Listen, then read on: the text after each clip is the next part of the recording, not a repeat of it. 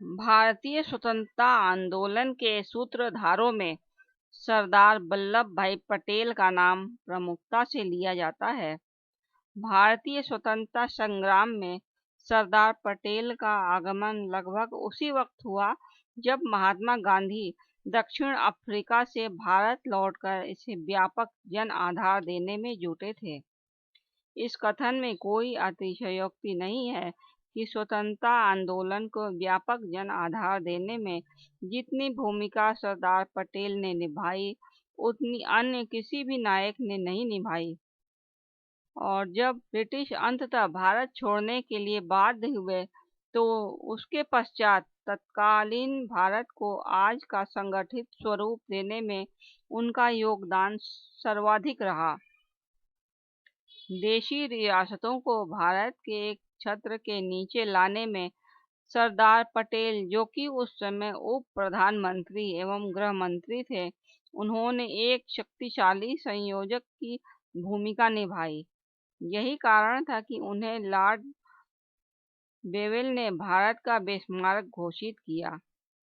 JRD. Tata ने अपने संस्मरण में यहाँ तक कहा कि जब वे महात्मा गांधी से मिले तो वे उनसे साहस एवं प्रेरणा प्राप्त करते थे, किंतु एक संशय सदैव बना रहता था। जब वे नेहरू से मिले तो उन्हें एक भावुक क्रांतिकारी किंतु परेशान एवं विकल व्यक्ति मिला, किंतु जब वे सरदार पटेल से मिले तो उन्हें भारत के भविष्य के संदर्भ में एक ऊर्जावान एवं आत्मविश्वास से परिपूर्ण व्यक्ति मिला। मैं कई बार यह सोचता हूँ कि नेहरू की अपेक्षा सरदार पटेल भारत का नेतृत्व संभालते तो भारत को निश्चय ही एक पृथक दिशा मिलती एवं इसकी आर्थिक स्थिति आज से बेहतर होती। भारत के स्वतंत्रता संग्राम को विशाल जन आधार देने में सरदार पटेल द्वारा उद्घोषित एवं कार्यान्वित खेड़ा आंदोलन 1918 एवं बारडोली आंदोलन 1928 की अत्यंत महत्वपूर्ण भूमिका रही। इतिहासकार पट्टाभी सीतारामैया के अनुसार खेड़ा आंदोलन भारत के स्वतंत्रता इतिहास में इसलिए महत्वपूर्ण है कि इसके द्वारा दो महान नायक गांधी एवं पटेल करीब आए। वे दोनों धीरे धीरे एक दूसरे के पूरक बन गए। यदि गांधी ने आंदोलन को आत्मा प्रदान की तो पटेल ने इसे बाहुबल प्रदान किया। यह सरदार पटेल की व्यापक लोकप्रियता ही थी कि वे लाखों लोगों को एक दल के तहत लामबंद करने में सफल रहे। वे भारतीय आंदोलन को इसके इतिहास, संस्कृति एवं चिंतन में आरूढ़ करना चाहते थे। जिस समय देश में समाजवादी एवं प्रगतिशील आंदोलन जन्म ले रहा था, उन्होंने उससे हटकर स्वतंत्रता संग्राम को स्वदेशी जामा पहनाया और उन्होंने न केवल कांग्रेस को प्रगतिशील खेमे में जाने से बचाया, बल्कि इसके विकट परिणामों से भी जनता को आगाह किया। सरदार पटेल के अनुसार देश के श्रमिक जनता का एक अंश हैं, न कि एक भिन्न वर्ग। उनकी संस्कृति एवं प्रथाएं देश के लोगों की साझी विरासत हैं। उनकी समस्याएं अधिकार एवं परिणाम स्वरूप भारत की परिस्थितियों के अनुसार ही सुलझाई जा सकती हैं।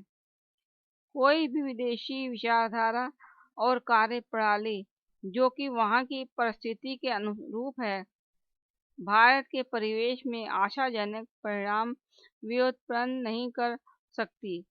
समय की आवश्यकता एक स्वदेशी आंदोलन की है, जो कि यहाँ की परिस्थितियों, इतिहास, संस्कृति एवं प्रथाओं के अनुरूप हो।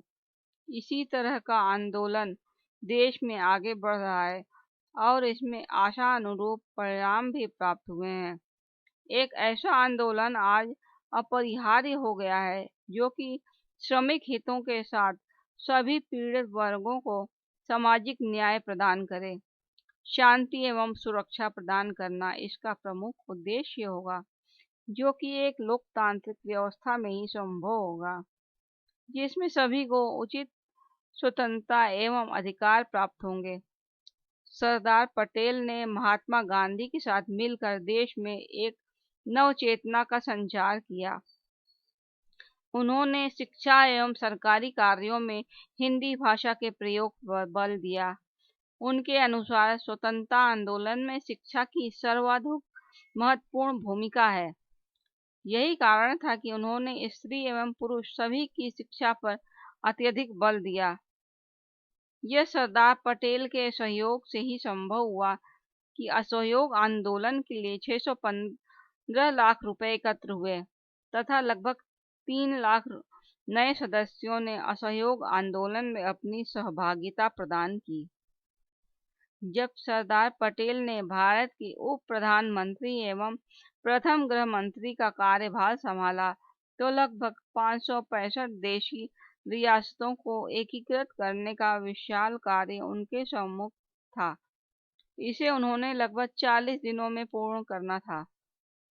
सरदार पटेल ने यह कार्य एक रक्तहीन क्रांति द्वारा सफलतापूर्वक पूर्ण किया। इसमें कुछ अपवाद भी थे, जहां थोड़ी बहुत शक्ति का प्रयोग भी अनिवार्य हुआ, जैसे जूनागढ़, हैदराबाद एवं कश्मीर में। भारतीय स्वतंत्रता अधिनियम में यह प्रावधान था कि देशी रियासतें या तो भारत में विलय हो सकती हैं या फिर पाकिस्तान में। वे स्वतंत्र रहने का निर्णय भी ले सकती थी, किंतु ऐसा करते वक्त उन्हें भौगोलिक समीपता, जनसंख्या के सामुदायिक स्वरूप एवं जन इच्छा का भी ध्यान रखना था। ऐसे में जहां अधिकतर रियासतों ने भारत में या पाकिस्तान में विलय की घोषणा की, वहीं कश्मीर एवं हैदराबाद ने स्वतंत्र रहने की इच्छा व्यक्त की। जूनागढ़, जो कि एक हिंदू बहुल राज्य था, के नवाब ने पाकिस्तान में विलय का निर्णय लिया, जिसका हिंदुओं द्वारा प्रतिरोध हुआ। फलस्वरूप लोक निर्णय द्वारा जूनागढ़ ने भारत में विलय का रास्ता चुना। इसी प्रकार सरदार पटेल के कुशल नेतृत्व एवं निर्णयों द्वारा जैसलमेर, जोधपुर, भोपाल, त्रावणकोर जैसे बड़े राज्यों ने भारत के पक्ष में विलीनीकरण का मसौदा हस्ताक्षरित किया। इसके विपरीत हैदराबाद के निजाम ने विलीनीकरण पर हस्ताक्षर से मना कर दिया तथा स्वतंत्र रहने का निर्णय लिया। एक हिंदू बहुल रियासत होने के अलावा तेलंगाना उपद्रव के समक्ष यह निर्णय अतार्किक, पक्षपातपूर्ण एवं भारतीय स्वतंत्रता अधिनियम के विरुद्ध था। यद्यपि माउंटबेटन एवं जवाहरलाल नेहरू ने इस विषय में आपातकालीन बैठक भी बुलाई, लेकिन तब तक सरदार पटेल सेना को आदेश दे चुके थे। यह उन्हीं की दिव्य दृष्टि थी कि उन्होंने हैदराबाद को कश्मीर की तरह नासूर नहीं बनने दिया। 5 दिन तक भारतीय सेना एवं निजाम के रजवाड़े, जो कि मुस्लिम कुलीन वर्ग से संबंधित थे, के मध्य चले इस युद्ध में उन्होंने हैदराबाद को जीतकर भारत में विलय कर लिया। नवंबर 1948 में निजाम ने विलीनीकरण दस्तावेज पर भी हस्ताक्षर कर दिया। इस प्रकार हैदराबाद समस्या का समाधान हुआ। यह भारत की बदकिस्मती ही थी कि जिस कश्मीर समस्या से आज देश जूझ रहा है, वह यदि सरदार पटेल की योजना कार्य करती तो भारत का पूर्ण हिस्सा होता।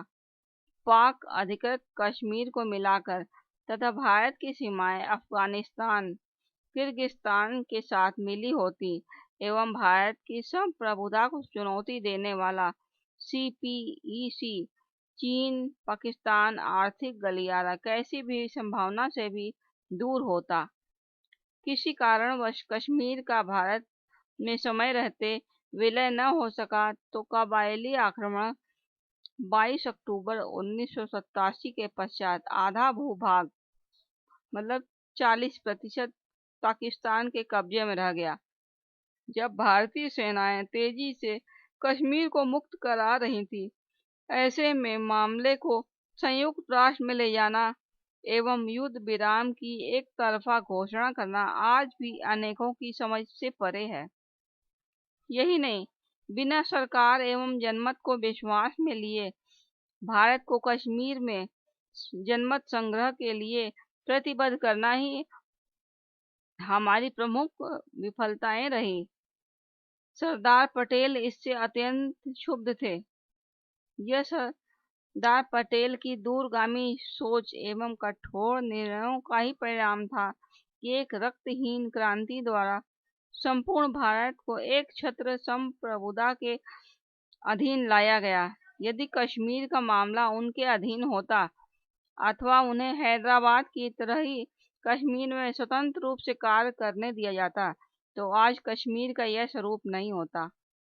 यदि इतिहास के पन्ने खंगाले जाएं तो पता चलता है, जब पाकिस्तान ने हिंदू बहुल जूनागढ़ के विलय को स्वीकृत किया, तो कश्मीर, जहां पर हिंदू मुसलमान जनसंख्या लगभग समान थी, कुछ प्रतिशत ही मुस्लिम अधिक थे, पर पटेल ने पुनर्विचार किया और राजा हरि सिंह के कबायली आक्रमण के पश्चात भारत में विलय का पुरजोर समर्थन किया। जहां पटेल ने महिलाओं के समान अधिकारों की वकालत की, वहीं आज का स्वच्छता अभियान भी उन्हीं के विचारों से प्रेरित है। सर्वप्रथम उन्होंने यह कार्य सन 1920 में अहमदाबाद में 222 दिनों के लंबे सफाई अभियान द्वारा किया, जब वे वहां के मेयर थे।